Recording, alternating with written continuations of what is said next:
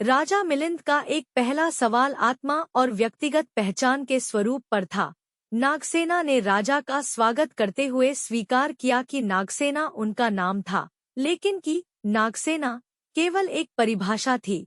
कोई स्थायी व्यक्ति नागसेना नहीं मिल सकता था। यह राजा को हंसी आई।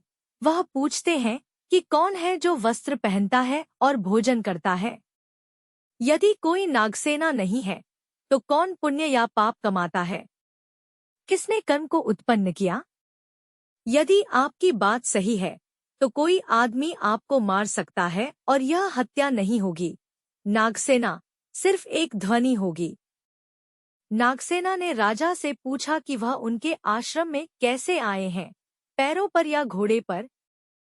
मैं एक रथ में आया, राजा ने कहा। लेकिन रथ क्या है? नागसेना ने पूछा, क्या यह पहिए हैं या धाराएं या छोटी या ढांचा या सीट या गाड़ा पोल?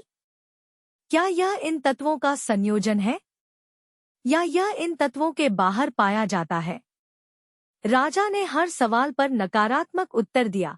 तो फिर रथ नहीं है, नागसेना ने कहा।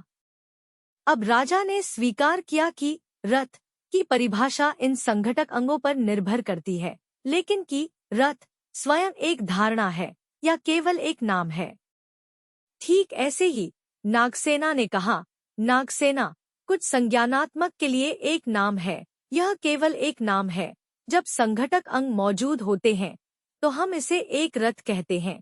5 स्कंध मौजूद होते हैं तो हम इसे एक प्राणी कहते हैं।